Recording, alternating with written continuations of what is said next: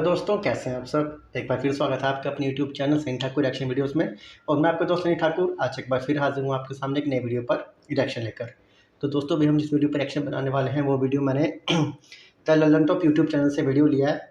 Video का title है विकास दिव्य कीर्ति sir interview में UPSC result 2022 IAS IPS selection और आरक्षण पर सब बता गए। मतलब अभी आपने सुना है वह कुछ दिन पहले यूपीएससी का रिजल्ट आया है और उसी के बारे में ये इंटरव्यू है, जिसमें जो लंदन टॉप चैनल है उनके एक जो होस्ट है वो डॉक्टर विकास दिव्य कीर्ति सर का इंटरव्यू ले रहे हैं। और इस जो अभी रिजल्ट्स आए हैं उनमें डॉक्टर जो विकास दिव्य कीर्ति सर हैं उनका जो दृष्टि आईएएस है वहाँ से भी काफ़ी बच्चे सेलेक्ट हुए हैं और ज़्यादातर बच्चे इस बार हिंदी मीडियम से सेलेक्ट हुए हैं उनके इंस्टीट्यूट से। तो इसी के बारे में सर का इंटरव्यू है और सर बता रहे हैं रिजर्वेशन के बारे में बता रहे हैं और सिलेक्शन के जो प्रोसेस है उसके बारे में बता रहे हैं।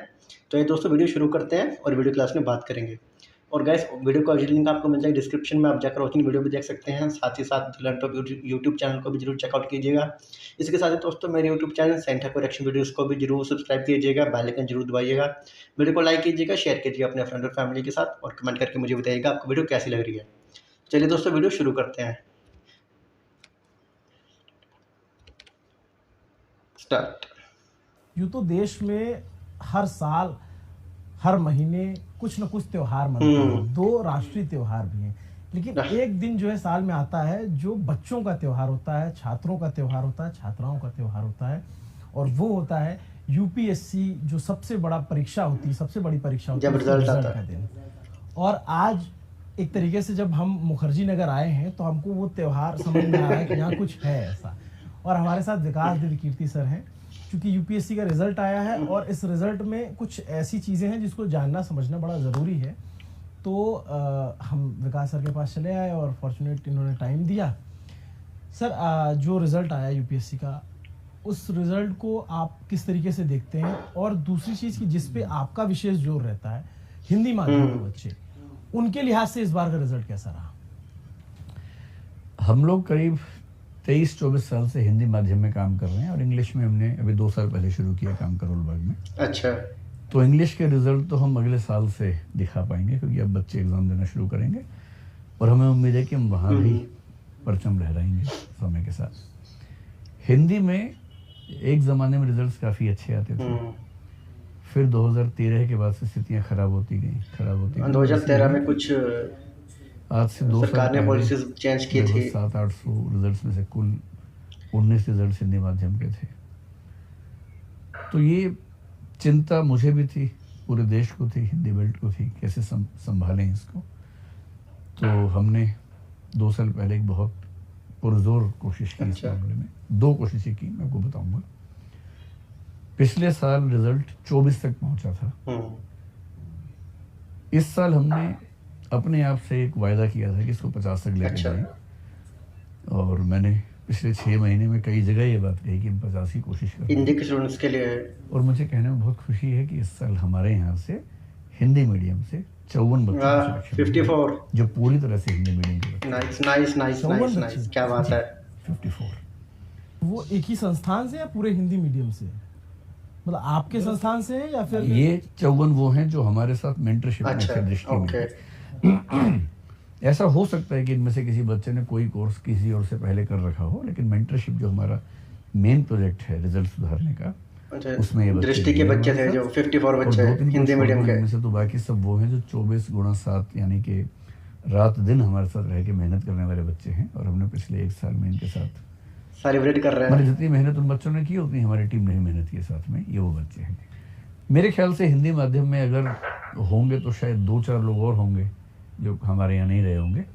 तो अगर 54 यहाँ से हैं तो आप मान सकते हैं कि 55 से 60 के बीच में कुल रिजल्ट हिंदी माध्यम का इस साल रहा होगा। तो आज तो मिठाई चली होगी। सही बात है। आज तो जितनी मिठाई में साल में खाता हूँ फिर दिन में कैसे क्या रहा? बच्चे जब आपके पास रिजल्ट आया, मौका ही ऐसा है, तो बच्चों का रिएक्शन क्या था? आपके पास बहुत सारे बच्चे मिलने आए होंगे। हाँ, मैं उस समय क्लास ले रहा था। मेरी अभी क्लासेस चल रही हैं, लंबी क्लासेस चल रही हैं आजकल। तो रिजल्ट आने के करीब आधे घंटे बाद क्लास के अंदर ही कुछ बच्चे जो सफल हुए थे आए। पहले एक बच्ची आई, वो काफ़ी बुरे दौर से गुजर रही थी पिछले 2 साल से। MBBS है, वो डॉक्टर है, उसे एक तरह से ज़बरदस्ती हम लोगों ने ये कह के कि एग्ज़ाम देना है दिलवाया था इस अच्छा। बार। फिर खूब मेहनत की उसके साथ। उसे भरोसा कम था, लेकिन हमें था कि सिलेक्शन होगा, सिलेक्शन उसका हो गया। पहले वो आई क्लास के अंदर ही, तो बहुत सारे बच्चे थे, उसने बात भी की बच्चों से। फिर 5-6 बच्चे वहाँ आस-पास थे, तो वो सब आ गए, वो सब भी सारे क्लास आ के गए। अंदर आए। क्लास में बहुत सारे बच्चे थे, उन सबसे बात की। फिर मैंने क्लास थोड़ा जल्दी छोड़ दी, फिर अपने ऑफिस आया तो यहाँ भी 8-10 बच्चे आए मिलने के लिए। कई बच्चे दिल्ली के बाहर हैं, अब वो अगले 2-4 दिन में आएंगे, मिलेंगे अच्छा। सब बच्चे। तो आज पूरे कोचिंग में खूब मिठाइयाँ आ रही है, सही बच्चे बात खुश हैं। है, और मौका ये ही ऐसा है। बड़ा दिन है ना उनके लिए, मतलब। नहीं, हमारे जितने सेंटर्स हैं उन सब पे कल मिठाई बंटने वाली है, जो बच्चों को हम हर साल जब रिजल्ट अच्छा होता है तो सब बच्चों से शेयर करते हैं, तो कल मिठाई का दिन है। अच्छा, तो सर जैसे जब आप कईयों से 1 टू 1 भी मिले होंगे, आपको पता होगा कि कई बहुत वैसे बैकग्राउंड से भी आते होंगे जो बहुत संपन्न नहीं रहे होंगे, छोटे छोटे कमरों में। दिल्ली का ये मुखर्जी नगर है या फिर करोल बाग है, इन सब जगहों पे जहाँ तैयारी करते हैं। तो अभी आप जब उनसे बात कर रहे होंगे तो उनकी आप मनुष्य दशा को समझ पा रहे होंगे। कोई ऐसा बच्चा जिसको आपको लगता है कि ये बहुत स्पेशल बच्चा था? मतलब दिव्या एक लड़की अच्छा। है जो पिछले साल ओके। काफ़ी लोकप्रिय हुई। दिव्या। वो हरियाणा से है, कमज़ोर स्थितियाँ उसने देखी हैं, बहुत मुश्किल हालात देखे हैं। उसकी उम्र बहुत कम है, आज वो शायद 23 साल की है। पिछले साल जब उसका पहली बार सिलेक्शन हुआ, उसके घर में ये कि उसके पिताजी नहीं हैं, तो उसकी मम्मी हैं, वो अकेली उनकी बेटी है। तो उन हालात में रह के तैयारी करना बड़ा मुश्किल होता है, और उसने पहले ही अटेम्प्ट में पिछली बार IPS का पद अच्छा। हासिल किया, क्या बात और है। इस साल सेकेंड अटेम्प्ट में वो वाह। 23 की उम्र में IAS बन गई वाह। है। जिसका मतलब है कि शायद आज से 35 साल बाद देश की कैबिनेट सेक्रेटरी या किसी राज्य की चीफ सेक्रेटरी वो होगी, अगर उसका मतलब वर्क अपने हिसाब से ठीक रहता क्या है। बात है। ऐसे बच्चे जो इतने स्ट्रगल के बैकग्राउंड से आते हैं, जब वो सफल होते हैं तो देख के अच्छा लगता है। और ऐसे बहुत सारे बच्चे हैं जो दिल्ली आके पढ़ना चाहते हैं, नहीं पढ़ पाते। 2 साल पहले कोविड के दौर में हमने एक स्कीम शुरू की थी हिंदी माध्यम की स्थिति बेहतर करने के लिए, अस्मिता उसको हम कहते हैं। क्या है सर ये? उसका नाम भी अस्मिता, भाषाई अस्मिता के रूप में रखा था हमने। अच्छा। पूरे भारत के हिंदी माध्यम के वो बच्चे जो कम से कम एक बार प्रीलिम्स निकाल चुके हैं IAS का या स्टेट PCS का, वो एलिजिबल होते अच्छा। हैं। हम उनका टेस्ट लेते हैं, रिगरस टेस्ट लेते हैं, फिर सिलेक्ट करते हैं। पहले बैच में हमने 30 बच्चे सिलेक्ट किए, दूसरा बैच अभी कुछ दिन पहले आया, उसमें भी 30 बच्चे सिलेक्ट किए। अच्छा। ये 60 बच्चे वो हैं जिनका दिल्ली में रहने का, खाने का, पढ़ने का सारा क्या खर्चा हम बात है। उठाते हैं। कहीं से भी हो क्या सकता है। बात है, कहीं पूरे से ऑल मिल ओवर सकते हैं, इंडिया उनकी से। सारी क्लासेस फ्री होती हैं, उनकी मेंटरशिप फ्री होती है। और मुझे खुशी है कि जो हमारा पहला बैच 30 बच्चों का था और दूसरा भी शुरू ही हुआ, उसमें से पहले बैच में से करीब 30 में से 5-6 बच्चे इस पर सिलेक्ट वाह। हुए हैं, और दूसरे बैच से भी 1-2 बच्चे हैं, तो मेरे ख्याल 8 या 9 बच्चे उससे भी सिलेक्ट हुए हैं, जिनको पूरी तरह से हम दिल्ली में रख रहे क्या थे। बात है, क्या बात है। और आज के रिजल्ट के बाद हमें उम्मीद है कि ये योजना बड़ी कारगर होगी और हम संख्या बढ़ाएंगे। हमारी इच्छा है कि हिंदी बेल्ट के 100, 150, 200, 300 ऐसे बच्चे जो शानदार हैं मेहनत करने में, उन सबको हम अपने खर्चे पे दिल्ली में रखें, रात दिन मेहनत करें उनके साथ। इस साल 54 है, और मैंने अपनी टीम को टारगेट दिया है कि अगले साल कम से कम 75 और हो सके तो 100 सिलेक्शन हिंदी माध्यम से होने चाहिए। अगले साल हम अंग्रेजी माध्यम में भी अच्छी संख्या दे पाएंगे, क्योंकि हमारा अभी 1.5-2 साल ही हुए हैं, अब वो रिजल्ट्स आने शुरू होंगे। पर हिंदी में 100 बड़ी बात है, और मुझे उम्मीद है कि अगले साल जब आप मिलेंगे तो मैं इस बात पे कायम रहूंगा कि मैंने पिछले साल क्या बोला था।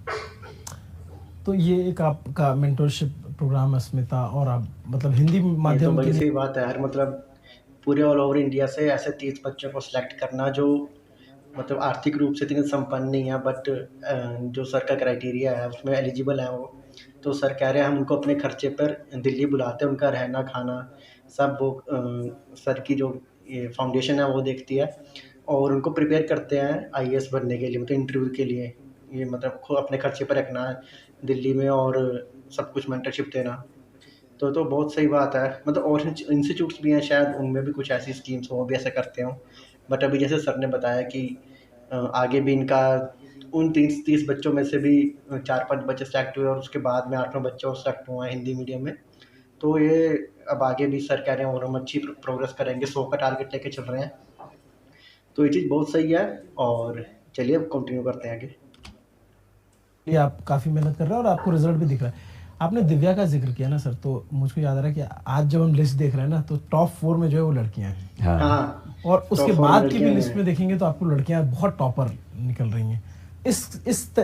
लड़कियों के इस तरीके के रिजल्ट को आप कैसे देखते हैं? दो तीन बातें हो सकती हैं। अच्छा। एक तो संयोग हो सकता है, मतलब कभी कभी क्या होता है कि रैंडम चीज़ों को हम ज़बरदस्ती व्याख्या करने का प्रयास करते हैं। एक तो रैंडम भी हो सकता है क्योंकि आमतौर पर दो ही जेंडर्स के लोग एग्ज़ाम दे रहे हैं, मेल फीमेल हैं। कभी लड़का टॉप करता है, कभी लड़की करती है, तो हमेशा नियम की तलाश नहीं करनी चाहिए। लेकिन अगर हमें ढूंढनी ही हो वजह, दो वजह में या तीन वजह सोच पाता हूँ। एक तो जनरली मैंने देखा है, गलतफहमी भी हो सकती है, पर मेरा अनुभव ये है कि हैंड राइटिंग के मामले में लड़कियां प्रायः औसत रूप से लड़कों से बेहतर साबित होती हैं। ये तो है। और क्योंकि इस एग्जाम में लिखित परीक्षा की वेटेज बहुत अच्छा। ज़्यादा है, हो सकता है कि वो चीज़ उनको थोड़ा सा बेनिफिट देती है। और अगर 2-4 नंबर का बेनिफिट भी है तो वो 10-20 रैंक में, 30 रैंक में कन्वर्ट हो जाता है। दूसरा, मैंने देखा है अपने अनुभव में कि जिन लड़कियों को पढ़ने का मौका मिलता है लंबे समय तक, उनकी जनरली सीरियसनेस पढ़ाई के मामले में ज़्यादा होती है, क्योंकि बहुत सारी बच्चियों को अपने घरों से लड़ना पड़ता है कि हम ठीक से पढ़ना चाहते हैं। लड़कों के मामले में ये लड़ाई आमतौर पर नहीं होती है। पेरेंट्स चाहते हैं कि वो पढ़ें, वो भी चाहते हैं कि पढ़ें, तो बात आगे बनती है। तो लड़कियों के लिए इस परीक्षा की तैयारी करना, खुद को साबित करने का मामला ज़्यादा गहरा होता है। एक वजह ये हो सकती है। तीसरा, मेरा मानना है कि इंटरव्यू में, यूपीएससी में आरक्षण तो नहीं है लड़कियों के लिए, कई स्टेट पीसीएस में है, यूपीएससी में नहीं है। पर यूपीएससी भी ध्यान रखती है कि उनके रिजल्ट में सभी वर्गों का रिप्रेजेंटेशन ठीक हो। मेरा अनुमान है कि यूपीएससी की जो मीटिंग होती होगी उसमें ये बात होती होगी कि लड़कियों का अनुपात कम ना रहे, इस बात का ध्यान रखना है। तो हो सकता है कि इंटरव्यू में अंक देते समय थोड़ा सा ध्यान इस बात का रखा जाता हो कि उनका रिप्रेजेंटेशन कम ना हो। ये मेरा अनुमान है। इससे लड़कियों की मेहनत और उसका महत्व ज़रा भी कम नहीं होना चाहिए। तो मेरे ख्याल से 3-4 फैक्टर्स होने चाहिए। और प्रशासन के मामले में तो ऐसा माना जाता है कि महिलाएं बेहतर प्रशासक साबित हो सकती हैं, क्योंकि जिसने घर ठीक से संभालना सीखा हो, अपने माँ को देखा हो, वो ज़िला भी ठीक से संभाल सकता है। इस बात की संभावना ज़्यादा होती है। बिल्कुल, मतलब लेकिन हाँ, ये चीज़ तो बड़ी लोगों को बड़ा अट्रैक्ट भी करता है। जो नई बच्चियां हैं या जो पढ़ते हैं, उनको लगता है कि यार ये दीदी ऐसा कर सकती हैं या भैया ऐसा कर रहे हैं। तो लड़कियों का सफल होना व्यक्तिगत तौर पे माँ बाप के लिए भी बहुत गर्व की बात होती है। ये मेरा व्यक्तिगत अनुभव भी है कि अगर माँ बाप का बेटा सफल होता है तो वो खुश होते हैं, लेकिन अगर बेटी को सफलता मिलती है तो उनकी खुशी जो है वो 2 गुना 4 गुना ज़्यादा होती है। तो बड़े कमाल का काम किया है बेटियों ने और उनको बहुत बहुत बधाई दी जाती है। सर, इसमें जो बच्चे हों, चाहे लड़के हों चाहे लड़कियां हों, जिन्होंने पढ़ाई की, उनमें सब्जेक्ट का क्या रोल रहा? किस सब्जेक्ट के रिजल्ट ज़्यादा अच्छे रहे? देखिए, यूपीएससी में 2013 से एक वैकल्पिक विषय रह गया, पहले 2 विषय हुआ करते थे। इंग्लिश मीडियम में इस बात से बहुत फर्क नहीं पड़ता कि आपका सब्जेक्ट क्या है, क्योंकि 10-12 सब्जेक्ट्स हैं, उन सब में अच्छे नंबर कुछ लोगों को मिल जाते हैं। अच्छा। हिंदी माध्यम में इस बात का फर्क बहुत ज़्यादा पड़ता है कि आपका विषय क्या है, क्योंकि रिजल्ट्स में कुछ ही विषय हैं जो सरवाइव कर पा रहे हैं। अच्छा। अभी जो 54 बच्चे सिलेक्ट हुए हैं, उनमें से 29 बच्चों का हिंदी साहित्य विषय था। हिंदी लिटरेचर। जी। 5 का हिस्ट्री, 5 का पॉलिटिकल साइंस, 5 का ज्योग्राफी। मेरे ख्याल से 2 बच्चों का मैथ्स है, 2 बच्चों का ही शायद संस्कृत साहित्य है, एक का लोक प्रशासन है, एक का केमिस्ट्री है, एक का सिविल इंजीनियरिंग है। ऐसा एक डिवीज़न है। तो हिंदी माध्यम में नंबर 1 पे हिंदी साहित्य पिछले कई साल से बना हुआ है और वो 50% से ज़्यादा बच्चे उससे सिलेक्ट हुए हैं। और नंबर 2 पे 3 विषय इस बार एकदम बराबर हैं, मतलब हिस्ट्री भी, ज्योग्राफी भी, पॉलिटिकल साइंस भी। ये 4 विषय कह सकते हैं कि हिंदी माध्यम में इस समय ठीक परफॉर्म कर रहे हैं। मतलब बच्चे अपने हिसाब से जो तैयारी कर रहे हैं वो अपना सब्जेक्ट चुन सकते हैं। लेकिन सर, एक चीज़ मैं समझना चाहता हूँ, मतलब एक बच्चा मैथिली साहित्य से भी इस बार है, मैथिली साहित्य, प्रॉपर IAS मैथिली, 89 अच्छा। रैंक पे है, प्रिंस नाम है उसका। अच्छा, ये मतलब कम लोग ये सब्जेक्ट लेते होंगे मैथिली। हाँ, मैथिली तो मिथिला बहुत कम लोग के लेते हैं। जो लोग होंगे वही। वो बच्चा पहले IPS था, अच्छा, इस बार वो IAS बन गया है। अरे वाह। तो सर जैसे आपने कहा कि ऑप्शनल में सब्जेक्ट का हिंदी में ज़्यादा रोल होता है, इंग्लिश वाले बच्चों का सिलेक्शन अब भी हिंदी से ज़्यादा है और बाकी जो रीजनल लैंग्वेज में उनसे तो ज़्यादा है ही। तो ऐसा क्यों होता है कि इंग्लिश का सिलेक्शन ज़्यादा है और हिंदी का अभी भी बहुत प्रयासों के बावजूद, अब तो आपने बताया जैसे कि 10-15 साल 20 सालों में सबसे अच्छा रिजल्ट है, तो उसके बावजूद एक लंबा गैप है, तो ऐसा क्यों है, ये गैप क्यों है? मेन एग्जाम देने वाले जो बच्चे होते हैं, मान लीजिए उनकी संख्या 15,000 है, ठीक है। उन 15,000 में से लगभग 14,000 इंग्लिश मीडियम के ही होते हैं। अच्छा। इसलिए जो अनुपात मेंस में है लगभग वो अनुपात फाइनल इंटरव्यू के बाद भी दिखता है। हमने जो कोशिश की है वो ये कि जो बच्चे मेंस हिंदी माध्यम से दे रहे हैं उन पर ताकत लगाएं, पर क्योंकि मेन एग्जाम देने में ही अनुपात कितना अंतर है, तो ये तो कर नहीं सकते कि इंटरव्यू के बाद रिवर्स हो जाएगा। हमने इस बार एक और कोशिश करनी शुरू की है कि प्रीलिम्स के लेवल पर जो हिंदी मीडियम के बच्चे हैं उन पर हम मेंटरशिप में बहुत ताकत लगा रहे हैं। देखिए, अगर आप समझना चाहें, मुख्य परीक्षा में अगर 15,000 बच्चे बैठते हैं तो लगभग उनमें से आप मान के चले कि 2,500 से 3,000 का सिलेक्शन होता है मेंस में, यानी 19-20% का होता है। मेंटरशिप में हिंदी माध्यम के जो बच्चे हमारे पास थे, जो हमारे साथ बैठते थे, उनमें से 90% का सिलेक्शन हुआ है, 90% का हुआ। क्या बात है। उन 90 में से इंटरव्यू के बाद भी करीब 35 का हो गया, जो कि आमतौर पर 1/3 के आसपास होता है। हमारा उससे थोड़ा बेहतर है इस बार। हमने ये महसूस किया कि अगर हम पूरी ताकत लगाएं तो हिंदी माध्यम में भी मुख्य परीक्षा देने वाले 100 बच्चों में से करीब 35 का फाइनल सिलेक्शन करवा सकते हैं, जो 1/3 से ऊपर है। जबकि यूपीएससी में मेंस देने वालों में से 20% और फिर उनमें से 40%, यानी कि 8% का फाइनल सिलेक्शन होता है। तो जो मेंस देगा उसमें से 8% फाइनली सिलेक्ट होंगे। हमने मेंटरशिप में मेंस देने वालों में से करीब 35% की सिलेक्शन की रेट इस बार हासिल की है, जो कि एक मेरे ख्याल से बड़ी उपलब्धि है। अगर प्रीलिम्स में ज़्यादा बच्चे पास हो गए और मेंस में यही रेशो बना रहा तो ये संख्या निस्संदेह 100 के आसपास जानी चाहिए। और मैं जो आपसे कह रहा हूँ कि हम 75-100 की कोशिश कर रहे हैं, उसी ग्राउंड पे कह रहा हूँ कि प्रीलिम्स आज से 4 दिन बाद 28 मई को होने वाला है। इस बार हमने प्रीलिम्स के लिए बहुत ताकत लगाई है। उम्मीद कर रहे हैं कि हमारे यहाँ से करीब 400-500 बच्चे प्रीलिम्स कर लें, उनमें से 300 हमें मेंटरशिप के लिए ठीक से मिल जाए। हम उन 300 में से 100 बच्चों का फाइनल सिलेक्शन करवा दें, इतनी ताकत हम रखते हैं। मतलब वो आप कह रहे हैं कि रेशियो तभी बढ़ेगा जब प्रीलिम्स में ही अच्छा होगा, शुरुआती जो पहला स्टेप अगर अच्छा होगा तभी जो है चीज़ें आगे बेहतर होंगी। सर जैसे एक चीज़ मैं समझ पा रहा हूँ, जो ज़्यादातर बच्चे टॉपर्स निकल रहे हैं उनसे हम बात कर रहे हैं या उन तक पहुँच रहे हैं, तो उनका कहना है कि हमने दिल्ली में यहाँ से इस संस्थान से पढ़ाई की, इस कोचिंग इस इंस्टीट्यूट से पढ़ाई की।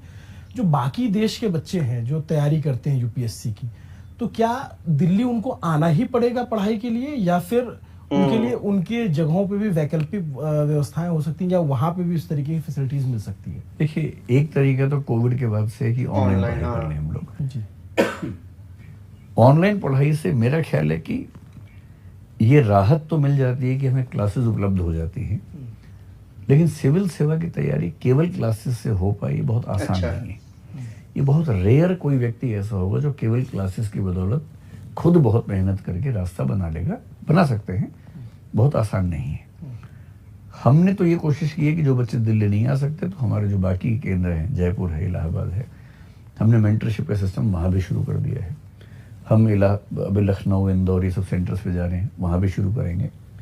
और हमने ये भी कोशिश की है कि हमारे सेंटर्स के जो बच्चे दिल्ली नहीं आ सकते, अस्मिता योजना के तहत हम उनको लाएं, ताकि उनको ये चिंता ना करनी पड़े कि खर्चा कैसे करेंगे, रहेंगे कैसे। अगर उनमें दम है, अच्छा लिख सकते हैं, तो हम कोशिश करके उनको अस्मिता में ले ही आते हैं। और फिर लेकिन हाँ, जो सुविधाएं दिल्ली में हैं, जो हम भी देते हैं, हम वो सारी सुविधाएं जयपुर में, इलाहाबाद में, आगे चल के लखनऊ, इंदौर में देने के लिए प्रतिबद्ध हैं। और मेरे ख्याल से हम अगले 3-4 महीने में वो सिस्टम से डेवलप कर लेंगे। जैसे बहुत सारे बच्चे बाकी संस्थानों से भी पढ़ते हैं या कोचिंग पे जाते हैं, तो दिल्ली का एक विशेष अब हब है। जैसे एक दौर था कि अब जो प्रयागराज हो चुका है, इलाहाबाद जब था तो बहुत सारे बच्चों का सिलेक्शन होता था। और यूनिवर्सिटी से लोग, जैसे मुझे याद आ रहा है कि दिल्ली यूनिवर्सिटी से किसी कॉलेज ने ट्वीट किया कि हमारे यहाँ से 3-4 बच्चों का सिलेक्शन हुआ। तो अनिल स्वरूप एक आईएएस, सीनियर आईएएस ऑफिसर, शायद 1981 बैच के हैं, उन्होंने रिट्वीट करके उसको लिखा कि उनके एक हॉस्टल से, जो एएन झा हॉस्टल है इलाहाबाद यूनिवर्सिटी का, वहां से 7-8 सिलेक्शन हो गए थे। तो एक दौर था जब यूनिवर्सिटीज का नाम आता था। अब जो वो टाइम आ गया कि अगर कोई बच्चा आता है तो जैसे कोचिंग से भी पोस्टर लगते हैं कि हमारे रैंक 1 कोचिंग सेंटर का नाम आता है, जो भी संस्थान इंस्टीट्यूट है। यूनिवर्सिटीज की बात नहीं होती कि इस यूनिवर्सिटी से इतने लोग निकल गए। क्लेम करती यूनिवर्सिटी कहाँ हमारे यहाँ से ग्रेजुएशन किया था, लेकिन बच्चे से भी आप पूछेंगे तो पहली बात वो बोलता है कि फलाने संस्थान से पढ़े थे।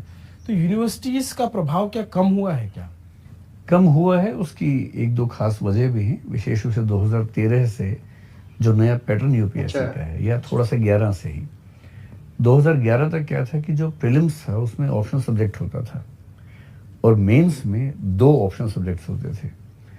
तो जिस व्यक्ति ने किसी यूनिवर्सिटी से मास्टर्स किया है किसी विषय में या 2 विषय ठीक से पढ़े हैं, वो फायदे में रहता था। अब प्रीलिम्स में ऑप्शनल सब्जेक्ट होता ही नहीं है और मेंस में ऑप्शन एक है, उसकी वैल्यू बहुत कम रह गई है। तो अब मुख्य खेल जनरल स्टडीज का है, जिसका सिलेबस बहुत बिखरा हुआ है और आमतौर पर इतना बिखरा हुआ सिलेबस यूनिवर्सिटी के प्रोग्राम्स ऑफर नहीं करते हैं।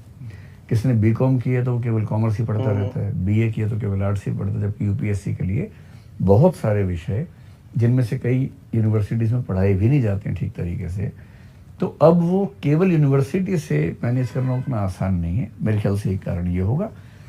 दूसरा कारण ये भी है कि जब से इंस्टीट्यूशंस में कंपटीशन बढ़ा है, ऑनलाइन में भी बहुत सारे इंस्टीट्यूशंस हैं, तो इतना स्पेसिफिक तैयारी इस लेवल पर होने लगी है जो यूनिवर्सिटीज़ उतनी स्पेसिफिकेशन में नहीं जा पाती है। तो ये तो किसी भी क्षेत्र में होता है।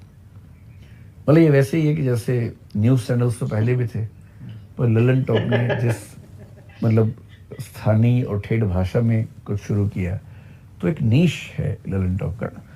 ऐसी कोचिंग इंस्टीट्यूट्स का अपना नीश है, वो रात दिन इसी पे काम करते हैं। यूनिवर्सिटी एक जनरल पढ़ाई करवाती है जो काम आती है, डेफिनेटली काम आती है, पर वो उतनी स्पेसिफिक और पिन पॉइंटेड पढ़ाई नहीं है जो उस एग्ज़ाम को ही क्रैक करने के लिए की जाती हो। तो ये अंतर तो है ही। जैसे बाकी एग्जाम्स भी होते हैं, तो क्या मतलब ऐसा हो सकता है कि जैसे बहुत सारे बच्चे ऐसे भी होते हैं जो इंस्टीट्यूट या संस्थान का फीस अफोर्ड ना कर पाए, बहुत सारे ऐसे भी बच्चे हो सकते हैं। तो क्या यूनिवर्सिटीज़ को अपने प्रोग्राम में या पढ़ाई में कुछ ऐसा चेंज करना चाहिए, या कुछ ऐसी यूनिवर्सिटी इसको पिन पॉइंट करके ही काम करें कि भाई हमारे बच्चों का सिलेक्शन न सिर्फ यूपीएससी में, बाकी जो एग्जाम्स होते हैं उन जगहों पे भी हो जाए? एकदम होना चाहिए। कई यूनिवर्सिटीज़ ऐसा कोशिश कर भी रही हैं। उसमें दिक्कत केवल ये होती है कि यूनिवर्सिटी के टीचर्स अगर खुद वो सिस्टम डेवलप करते हैं तो उनका एक्सपीरियंस यहाँ का थोड़ा कम होता है। तो मैंने देखा है कि कुछ राज्यों में सरकारों ने खुद क्या किया है कि कुछ सेंटर्स बनाए हैं ऐसे, जो सरकार के तहत चलते हैं, गरीब बच्चों के लिए चलते हैं और वो पढ़ाते हैं। कुछ राज्यों की सरकारों ने ये भी किया है, जैसे दिल्ली में भी एक योजना ऐसी है, कई राज्यों में है, हम भी कनेक्टेड हैं कई राज्यों से। वो अपने बच्चों को सिलेक्ट करते हैं, फिर हमारे साथ और कई इंस्टीट्यूट के साथ टाई अप कर देते हैं, तो वो बच्चे पढ़ते हैं हमारे साथ है, उनकी अटेंडेंस और उनकी परफॉर्मेंस हम उन राज्यों को भेजते हैं, सोशल वेलफेयर डिपार्टमेंट को, लेकिन उन बच्चों का रहना खाना, उनकी फ़ी वो सरकार की तरफ से पे होता है। यूनिवर्सिटीज़ भी ऐसा कर सकती हैं और कुछ कर भी रही हैं मेरी जानकारी में। तो सर एक चीज़ मैं, ये तो अभी बेसिक जो मैं समझ सकता था वो जानने की कोशिश की, मतलब जो आम बच्चे हैं ना, जो अभी 12वीं में पहुंचे या ग्रेजुएशन कर रहे हैं, जो सपना देखते हैं यूपीएससी का, तो जो आपके बच्चे सेलेक्ट होते हैं और जो हम लोग देखते हैं कि 20 घंटे पढ़ते थे, 18 घंटे पढ़ते थे, ये सब सही में पढ़ते हैं कि क्या होता है, क्या किस तरीके से इनका दिनचर्या होती है? 20-22 घंटे, आप लोग किस तरीके से ट्रेन करते हैं? मैं तो बच्चों को ये बोलता हूँ कि अगर आप शुरुआत में 8 घंटे रोज पढ़ रहे हैं तो बहुत है। वो भी तब जब 2 साल के अंदर एग्जाम दे रहे हो। अगर 4 साल बाद एग्जाम दे रहे हैं तो 6 घंटे बहुत है। हाँ, धीरे धीरे आपको 12 घंटे तक आना चाहिए। 12 घंटे मतलब क्लास वगैरह सब मिला के, कुल 12 घंटे, अखबार वगैरह सब मिला के। 18 घंटे 15 घंटे ये बहुत ही अव्यावहारिक और इम्प्रैक्टिकल सी बात है। लेकिन हाँ, जब एग्ज़ाम सामने है, 3 दिन बाद है, 4 दिन बाद है, 3 दिन 4 दिन 5 दिन आप 13 14 15 घंटे पढ़ सकते हैं, पर लॉन्ग टर्म में ये शेड्यूल नहीं हो सकता। तो 18 घंटे यदि कोई एक दिन पढ़ा है तो वो ये नहीं बताएगा कि बाकी 6 दिन मैं नहीं पढ़ पा रहा था। 18 घंटे एक मुहावरा बन गया है, इसकी मुहावरे से ज़्यादा कोई कीमत नहीं है। 15-16 घंटे मैक्सिमम एग्ज़ाम से 3 4 5 दिन पहले कोई पढ़ता होगा, और उससे ज़्यादा पढ़ना बहुत प्रोडक्टिव होता भी नहीं है। जनरली 8 घंटे से शुरू करके 6 महीने 1 साल में 12 घंटे तक आना, 12 घंटे को मेंटेन करना, ये मानते हुए कि महीने में 3 4 दिन नहीं पढ़ पाएंगे, तो महीने में 25 दिन 12 घंटे की एवरेज अगर आप पढ़ रहे हैं साल 2 साल, तो सिलेक्शन नहीं भी होगा तो उसकी वजह ये नहीं होगी कि आप कम पढ़े थे, और वजह हो सकती हैं, लेकिन पढ़ाई की मात्रा, क्वांटिटी वो कम नहीं है, पर्याप्त है। सिलेक्शन आपने कहा नहीं भी होगा, तो जैसे अभी इस बार सिलेक्शन जो है करीब 900 बच्चों का कुछ ऐसा संख्या है। ऐसे बहुत से हज़ारों बच्चे हैं जिनका सिलेक्शन नहीं हुआ, और आप जो है एक आपका बड़ा फेमस लाइन है, आप कहते हैं ना कुछ ना होगा तो तजुर्बा होगा। तजुर्बे से इतर भी क्या इसमें, जैसे कुछ बच्चों का 1 नंबर से रह गया होगा, 2 नंबर से रह गया होगा, हो सकता है रिवाइज लिस्ट में उनका आ जाए, कुछ उसके बाद भी छूट जाएंगे। इसमें मेहनत, पढ़ाई और किस्मत का कितना खेल होता है? पढ़ाई की वैल्यू मेरे ख्याल से यूपीएससी में, आपको आश्चर्य होगा लेकिन मैं फिर भी बोल देता हूँ, 25% के आसपास है। अच्छा, पढ़ाई का मामला। मैं बहुत सोच समझ के बोल रहा हूँ ये बात।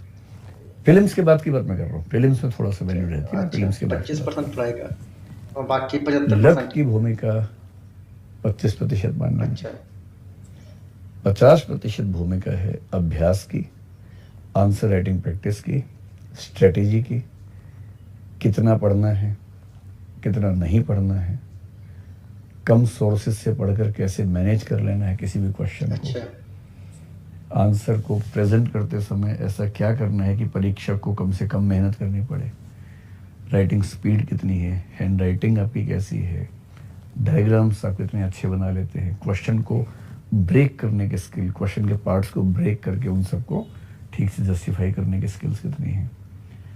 तो मोटा मोटा है, मैंने बहुत गहराई से नहीं नापा है, पर 50% स्ट्रेटेजी, 50 से 60 ही होगा, 25% पढ़ाई, 15% के आसपास आप लक कह लीजिए या संयोग कह लीजिए उसको। अच्छा, कुछ ऐसा बनेगा। एक सर मैं थोड़ा सा ये सवाल पूछना चाहता हूँ आपसे कि जो बच्चे जैसे जिनका नहीं हुआ, जो भी बहुत निराश होंगे, अगर आप उनको कुछ मैसेज देना चाहें। देखिए, जिनका 1, 2, 3, 4, 5 नंबर से नहीं हुआ, उनको तो मैसेज ये है कि शायद सेकंड लिस्ट में हो ही जाएगा तनाव वाले। और यदि 10-20 नंबर से भी नहीं हुआ तो इसका मतलब अब बहुत नज़दीक हैं सफलता के, इस बार नहीं तो अगली बार हो जाएगा, ये मानकर चलें। आईएएस नहीं हुआ तो पीसीएस के बहुत सारे ऑप्शंस होते हैं, हर स्टेट लेवल के एग्जाम्स, अपने राज्य का पीसीएस का एग्जाम है, और आईएएस का जो यहाँ तक पहुँच गया है इंटरव्यू के बाद तक, तो पीसीएस में जनरली उसे सफ़र होने की संभावना बहुत प्रबल होती है, वो हो जाएगा। अटेम्प्ट्स और भी होंगे ही, उनका इस्तेमाल करें, और ईश्वर ना करे कि अगर नहीं ही होता है तो आजकल यूपीएससी ये भी करती है कि जिन बच्चों का इंटरव्यू तक जाते हैं उनकी लिस्ट वो तैयार करके कई प्राइवेट और सरकारी एम्प्लॉयर्स को भेजती है ताकि वो उनकी नियुक्ति कर सकें। अच्छा, और फिर भी ये भी सही है, अगर किसी वजह से ना हो तो किसी एक क्षेत्र में 1-2 साल मेहनत कर लें, तो मैं दावे से कह रहा हूँ कि इतनी तैयारी करने के बाद अब जिस भी फील्ड में जाएंगे वहाँ कमाल कर देंगे, जिस लेवल पे ये बच्चे होते हैं इंटरव्यू के समय में। एकेडमिक्स में अगर उन्होंने मास्टर्स किया, एकेडमिक्स में जाएं, लॉ किया है, जुडिशरी में जाएं या लीगल प्रैक्टिस में, लिटिगेशन में जाएं, जहाँ भी जाएंगे इस नॉलेज का इस्तेमाल करके वो उस फील्ड के बाकी लोगों से बहुत बेहतर साबित हो जाएंगे। तो इनको उस लेवल का नॉलेज हो जाता है। मतलब मेरे मन में बेसिक सा है कि जो ये लिस्ट आई है, इसमें से कितने लोग आईपीएस बनेंगे, कितने आईएएस बनेंगे, और बाकी सर्विसेज क्या क्या? ये वाला सवाल ज़्यादा अच्छा लग रहा है। इस बार जो सीटें थी, आईएएस की 180 सीटें हैं, आईपीएस की 200 हैं, फिक्स हैं पिछले कुछ सालों से। आईएफएस की सीट्स आमतौर पे 20-30 के आसपास होती है, फॉरेन सर्विस की। अच्छा, फिर आईआरएस की सीट्स वो हर साल अलग अलग लिस्ट आती है, वो लिस्ट आएगी सरकार की तरफ से, डीओपीटी की तरफ से, उसके हिसाब से एलोकेशन सर्विसेज का होता है। आपका रैंक क्या है और आपकी प्रेफरेंसेस क्या हैं, उस मैट्रिक्स के बेस पे आपको सर्विस मिलती है। जैसे मान लीजिए आपका रैंक 10वां है, फर्स्ट प्रेफरेंस आपकी आईएएस है, तो आईएएस की सीटें इतनी हैं ही तो आप आईएएस बन गए। रैंक आपका मान लीजिए 10 है पर आपकी फर्स्ट प्रेफरेंस आईपीएस है, तो आप आईपीएस बन जाएंगे, तो आईएएस वाली सीट एक नीचे किसी को मिल जाएगी। ज्यादातर लोग तो आईएएस बनना चाहते हैं। अच्छा, इस तरह से ज्यादा लोग आईएएस से सीटें डिवाइड होती हैं फर्स्ट प्रेफरेंस में। कुछ बच्चे नहीं बनना चाहते, जैसे इस बार एक बच्चे का मुझे आइडिया है, शायद उसका 38वां रैंक है, उसकी एक ही प्रेफरेंस थी आईएफएस, मिल गई फॉरेन सर्विस, चला गया, मतलब चला जाएगा उसमें, ऐसे भी होते हैं। अच्छा। तो 100 में से 90 के आसपास की फर्स्ट प्रेफरेंस आईएएस होती है, 6-7 की आईपीएस, 3 के आसपास की आईएफएस। मोटा मोटा अनुमान है, मुझे एग्जैक्ट तो नहीं बता सकता। उसके बाद फिर आईआरएस है, आईआरटीएस है, रेलवे की 3-4 सर्विसेज हैं, आरपीएफ होता है, डानेप्स होता है, civil account service, defence account service है, तो ऑडिट अकाउंट सर्विस है, ऐसे लगभग 22-23 सर्विसेज होती है। अच्छा। एक बहुत ज़रूरी सा सवाल है मेरे दिमाग में, और वो अक्सर जो है सोशल मीडिया पे विमर्श का विषय बनता है।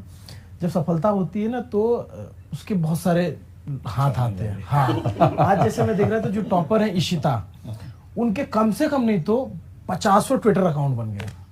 हाँ, ट्वीट करके thank you sir, I did it, और अपनी वो इशिता की फोटो लगा करके, और मतलब ऑन कर रहे हैं वो लोग कि एक तो उनका होता है कि फॉलोअर्स बढ़ा लेना है, ऐसे सोशल मीडिया पे भी ऐसे लोग करते हैं। बाकी जो बहुत रिश्तेदार नातेदार कहते हैं यार ये पता नहीं कुछ नहीं कर पाएगी, कुछ करती नहीं है, मम्मी के साथ काम भी नहीं करती है, वो आज सबको एकदम कि अरे टॉप कर लिया। हमने तो पहले ही कह दिया था कि ये जरूर कुछ करेंगे।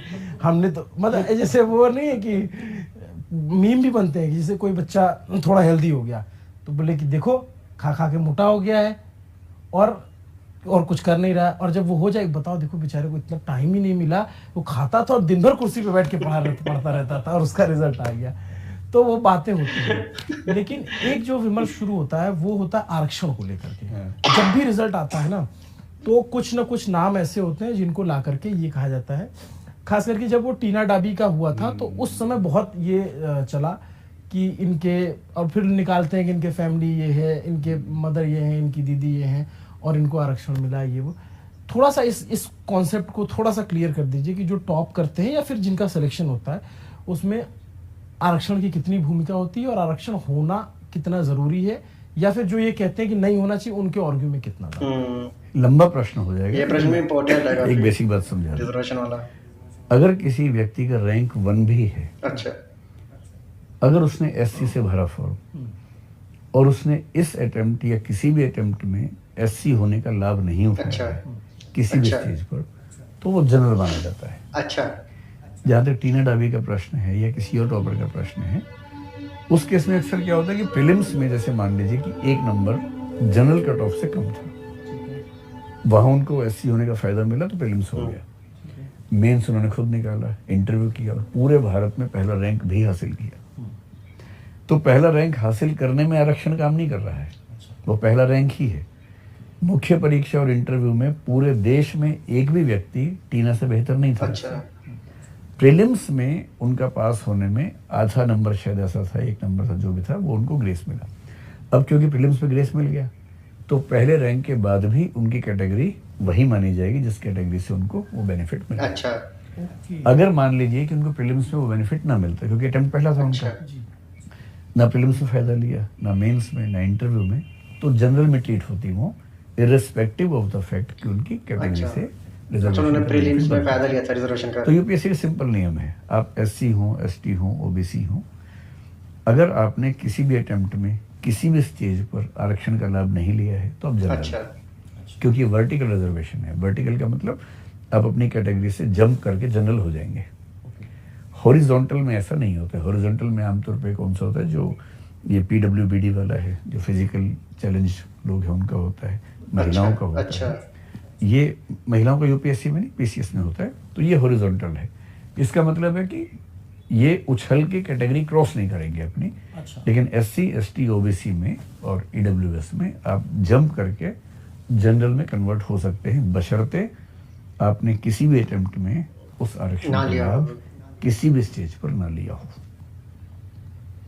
ये बहुत कॉम्प्लेक्स है, मैंने बहुत संक्षेप में बताया। मतलब इस थोड़ा सा 2 घंटे बाद हो ये सकते हैं। समझ में आया कि नहीं, मैंने उस आपका वीडियो भी देखा है, वो आरक्षण वाला, इसका जिक्र नहीं है, लेकिन थोड़ा सा कॉन्सेप्ट क्लियर करता है वो आरक्षण को लेकर के।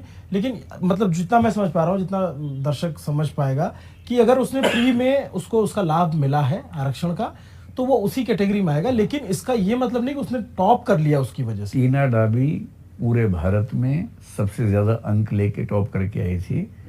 उसको आरक्षित वर्ग में रखने की अकेली वजह थी कि प्रीलिम्स में शायद 1 या आधे नंबर की ग्रेस थी। ये जरूर है कि वो जनरल में होती तो प्रीलिम्स पास ना होता।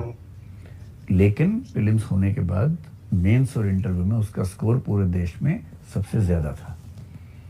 गलतफहमी बहुत है इन बातों को लेकर, और अच्छा है आपके बहाने बात स्पष्ट हाँ, है। इसलिए मेरे भी दिमाग में था ना, क्योंकि अभी आज तो ठीक है, आज रिजल्ट आया है, फिर कल से जो है ना, आप हिंदुस्तान के उसमें जाति है और वो कहीं ना कहीं से आती है, तो वो कुछ लोग होंगे जो निकाल करके शुरू कर देंगे। जाति के बारे में सबसे अच्छी कहावत है, जाति वो है जो जाति नहीं है, जाति वो जाएगी नहीं आराम से। और एक रश्मि रथी में भी है, जाति जाति जाति रटती, वह जाति नहीं। मैं क्या जानूं जाति, मेरी जाति मेरे भुजदंड। तो उसमें जैसे आपने बताया कि टीना दाबी का उस कैटेगरी में आया क्योंकि आधे नंबर से रहा, लेकिन ओवरऑल उनका नंबर वो आधा था, एक था, मुझे जो भी ध्यान नहीं, नंबर लेकिन हाँ ऐसा लेकिन कुछ था। फिर उसके बाद जो है, खैर वो तो उसके लिए आपका वीडियो देखना चाहिए कि जो आरक्षण पे बहस है कि आरक्षण क्रीमी लेयर और ये वो एक अलग बहस वो है, अलग बहस है। ये चीज थोड़ी मुझे क्लियर करनी थी और आपने मतलब बता दिया, तो बाकी लोगों को भी समझ में आ जाएगा कि ये किसका कितना रोल होता है। एक वंशानुगत की बात होती है, उसका वो लंबी बहस है, उसको क्या कि जो जिनके पिता को आरक्षण मिल गया तो उनके बेटे को क्यों मिल रहा है। इस मामले में मैं भी लगभग इस राय को रखता हूँ कि आरक्षण अगर किसी को मिला है और वो क्लास 1 ऑफिसर बन गया है तो उसकी अगली पीढ़ी को ना मिले, ताकि वही आरक्षण का फायदा ज्यादा परिवारों तक जाए, ज्यादा वंचित वर्गों तक जाए। तो मैं मोटे तौर पर इस बात से सहमत हूँ कि क्रीमी लेयर की धारणा जो अभी सिर्फ ओबीसी में है वो SC ST पर भी लागू हो। सुप्रीम कोर्ट ने 1-2 फैसलों में लागू की थी, वो प्रमोशन के मामले में। इस पर एक कोई आयोग हो जो स्टडी करे ठीक से और उसके बाद कुछ सही राय होनी चाहिए, क्योंकि आरक्षण इसलिए नहीं है कि कुछ परिवार बार हाँ। फायदा उठाएं। आरक्षण इसलिए है कि समाज का जो वंचित समुदाय है उसको ठीक से इतने फायदे मिले आ सके। सही बात है। तो ये परिवार का न्याय करने का मसला नहीं बनना चाहिए, ये समाज का न्याय का मसला होना चाहिए। उसी समाज के, और जैसे हाँ। SC है तो SC के ही उसमें ज्यादा वंचित है, उसको बेनिफिट मिले। एक ही परिवार बता रहे हैं कि अगर किसी कोई जो SC है बंदा, उसको सरकारी नौकरी मिल गई 1 ग्रेड की, तो उसके बाद जो उसकी अगली पीढ़ी होगी, उसका बेटा होगा, बेटी होगी, तो वो भी उस मतलब SC कोटे का सहारा लेते हुए उसको नौकरी मिल जाएगी। ये बहुत मतलब मान सकते हैं बात, उसको नौकरी मिल जाएगी। बट उसकी जगह अगर उसी SC कैटेगरी के किसी समुदाय के जो अभी गरीब है उनको फ़ायदा दिया जाए तो फिर वो भी मुख्य धारा में आ सकेंगे, क्योंकि जो पहला परिवार है उनको एक बार आरक्षण मिल गया और वो मुख्य धारा में आ चुके हैं। तो इसी तरह उनके समाज के, SC समाज के और लोगों को भी ये चीज़ मिले। तो इसके लिए जो सर कह रहे हैं कि मतलब एक बार आरक्षण मिल जाए किसी SC परिवार को, मुख्य धारा में आ जाए, तो उसके बाद जो आगे उनकी आने वाली पीढ़ी है उनको बार बार ये मौका देने के बजाय जो ऐसी लोग हैं, जो ऐसे लोग हैं जिनको अभी तक ऐसा कोई भी बेनिफिट नहीं मिला, तो उनको वो चीज़ मिलनी चाहिए। 4 बार बेनिफिट देने से क्या फायदा है? अब वो 1 बार देना ठीक है कि 2 बार देना ठीक है, वो कोई एक्सपर्ट बता पाएगा।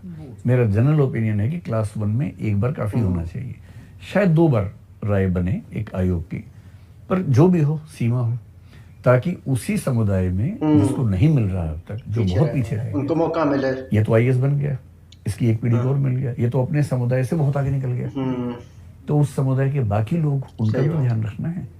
तो बेहतर है कि आरक्षण का फायदा उसी समुदाय में ज्यादा डिस्ट्रीब्यूटिव तरीके से मिले, ना कि कुछ ही लोगों को बार बार मिलता रहे।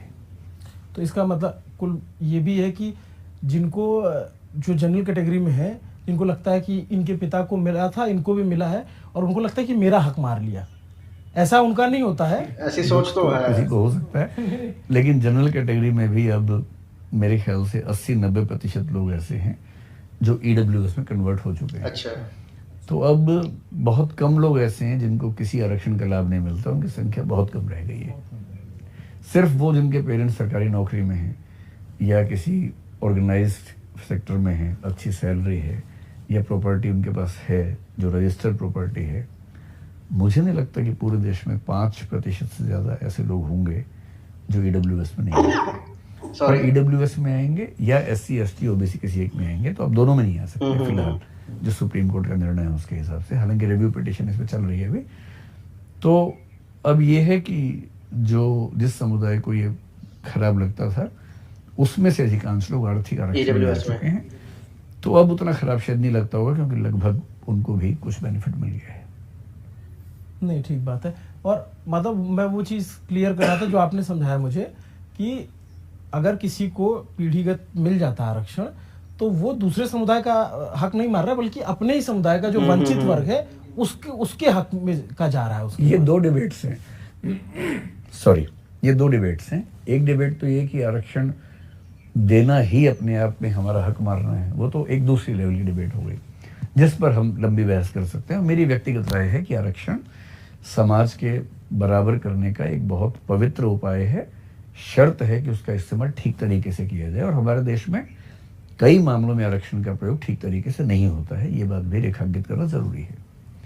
दूसरा डिबेट का दूसरा स्तर यह है कि मान लीजिए कि एससी कैटेगरी के पास 15% आरक्षण है, एसटी के पास 7.5 है, ओबीसी के पास 27% है। 27%। अब यदि कोई ऐसा व्यक्ति एससी कैटेगरी में आरक्षण का फायदा लेके आईएएस बना जो पहले से आपको लगता है कि बहुत सफल है, तो वो सीट अगर उसको न भी मिलती तो भी एससी वर्ग के ही किसी और व्यक्ति को मिलती, वो जनरल को न मिलती। तो ये जो आप कहना चाह रहे हैं वो ठीक है, पर वो डिबेट का एक दूसरा लेवल है, 2 लेवल्स की डिबेट चलती है। तो दूसरी डिबेट में ये बात सही है आपकी। अच्छा, एक सर आखिरी और कंफ्यूजन क्लियर कर दी, काडर या आईपीएस आईएएस सिलेक्शन में इसका कुछ रोल होता है आरक्षण का? हाँ, इसका रोल होता है। अच्छा, क्या होता है? बहुत सरल भाषा में समझिए कि जैसे काडर मिलता है आईएएस और आईपीएस में, क्योंकि ऑल इंडिया सर्विसेज हैं। ऑल इंडिया सर्विस का मतलब है कि सेंटर सिलेक्शन करेगा, सेंटर ट्रेनिंग देगा, लेकिन स्टेट में आप सर्व करेंगे, तो उसको ऑल इंडिया सिर्फ आईएएस और आईएपीएस अब में इसमें होता है, होता बाकी ये है सर्विसेज में नहीं। मतलब एक भारतीय वन सेवा भी है, फॉरेस्ट सर्विस भी ऑल इंडिया है, पर वो यूपीएससी की मतलब सिविल सर्विस में नहीं होती, अलग से एग्जाम होता है उसका। इस एग्जाम में 2 सर्विसेज हैं।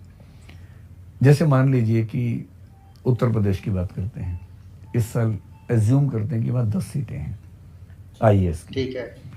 तो पहली बार 10 में से 1/3 सीटें इनसाइडर की होंगी, 2/3 आउटसाइडर की होंगी।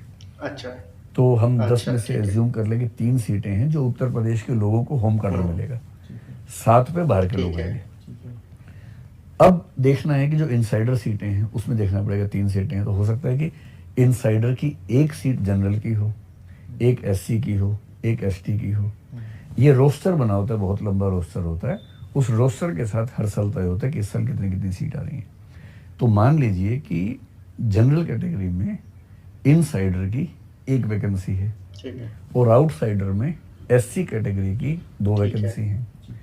तो उत्तर प्रदेश से बाहर के व्यक्ति जो एससी कैटेगरी में हैं और जिन्होंने उत्तर प्रदेश को अपनी वरीयता में रखा हुआ है, ये 2 सीटें उनको मिलेंगी। ठीक है।